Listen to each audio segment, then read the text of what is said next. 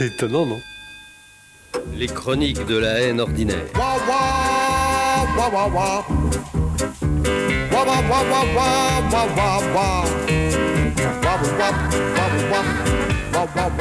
Dans une récente chronique, je faisais allusion à la vie lamentable de monsieur Raymond Le Petit, responsable de la rubrique La solution du jeu des 7 erreurs, aux Échos de la Fouillouse, et à sa consoeur et co-championne en obscurantisme primitif, Madame Geneviève Portafaux, cheftaine de la rubrique Erratum au Réveil du Pas-de-Calais.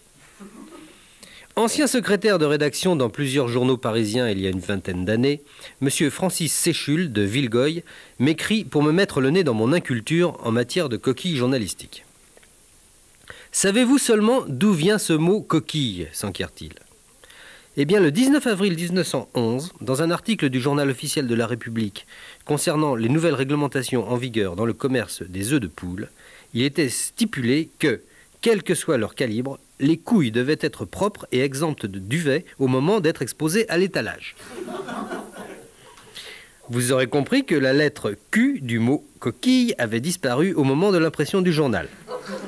Ajoute mon correspondant, dont l'excellente lettre se perd un instant dans les méandres vaseux d'une regrettable grossièreté, avec digression oiseuse sur la désolation des culs oubliés sur le marbre. Toujours est-il que le mot coquille était né. La plus célèbre des coquilles, poursuit M. Séchul, revient à un journal de province qui publia, il n'y a pas si longtemps, un erratum relatif à un important article concernant le conflit social entre les patrons de pêche et les marins-pêcheurs de plusieurs ports de la côte atlantique. Dans son édition de la veille, ce journal avait titré « Pêcheurs de poules, c'est la trêve ». On rectifia le lendemain, en caractères encore plus gros, « Lécheurs de moules, c'est la grève ».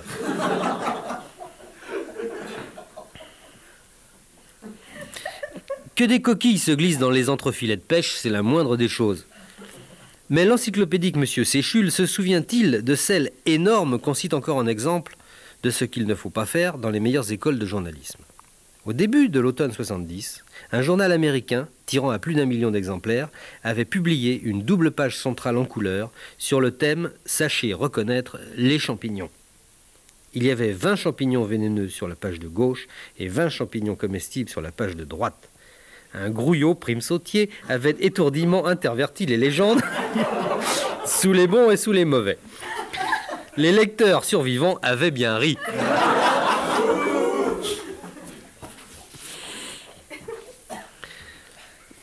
Dans la journée, le jeune employé de banque Christopher Graves de Tombstone, au Texas, passe aussi inaperçu qu'un homard flambé dans un restaurant du cœur.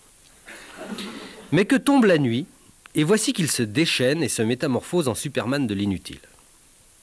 Dans la nuit du 6 au 7 mai 1984, il a battu le record mondial des promenades cul par-dessus tête en réalisant 7400 galipettes sur une distance de 21 km. Dans la nuit du 9 au 10 novembre de la même année, il a parcouru 37 km avec une bouteille de lait sur la tête en 6 heures, 12 minutes, 23 secondes. Dans la nuit du 14 au 15 juillet 1985, il a gobé 47 œufs durs en 2 heures, 31 minutes, 40 secondes. Dans la nuit du 4 au 5 mai dernier, enfin, il a mangé son vélo en 5 heures 17 minutes, battant ainsi son propre record de la nuit du 2 au 3 janvier, au cours de laquelle il avait mis plus de 6 heures à bouffer celui de sa femme. Laquelle a fini par se barrer dans la nuit du 10 au 11 mai avec un grand nègre qui l'a prise 7 fois en 3 heures, 20 minutes et 52 secondes, sans bouger les oreilles. Plus encore que de sexe, l'homme a besoin de se frotter à la nature. C'est au contact de la nature que j'ai toujours trouvé en moi la source de cette inspiration dont l'exquise envolée subjugue aujourd'hui la plupart de mes beaux-frères. Je vais au cœur des forêts où la biche brame quand on l'étreint. Je m'assieds au bord des routes pour voir passer le courageux hérisson crève-pneus.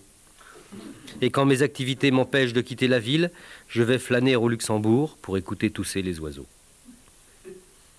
François Villon, en son temps, chantait déjà la nostalgie de la nature qui monte au cœur du citadin enfermé dans ses murs. Onque ne vit biche au bois, onque n'eut faucon sur mes doigts, onque guenon ne caressois, onque, onque, onque. Ah, nature, l'écho, les cocos, l'écocologie. C'est au plus profond du maquis sarde que j'ai couché mes plus belles pages. La Sardaigne, c'est beau comme la Corse sans les Corses et sans les Parisiens. J'eus un grand choc bucolique l'été dernier, à quelques lieues de Cagliari. À l'heure supportable de la tiédeur du Levant, où l'on peut encore arpenter la caillasse sans se brûler l'espadrille, j'étais allé renifler le matin sous les eucalyptus. Un berger m'est apparu au détour d'un buisson. Noir dans son coutil écorché, plié en deux sur un tabouret bas, il était en train de traire une grande brebis maigre aux yeux éteints d'agate usée, dont la laine clairsemée se hérissait de chardon mauve épilé au chemin mort. Comme il me tournait le dos, je ne voyais de cet homme éternel que la nuque de tortue craquelée sous la casquette. Il ne m'entendit pas approcher et n'interrompit pas le chant qu'il psalmodiait au rythme millénaire de ses doigts sur le pis. We are the world, we are the children.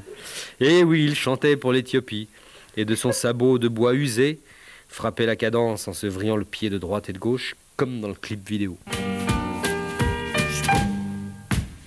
Quant à ces féroces soldats, je le dis, c'est pas pour cafeter, mais ils font rien qu'à mugir dans nos campagnes.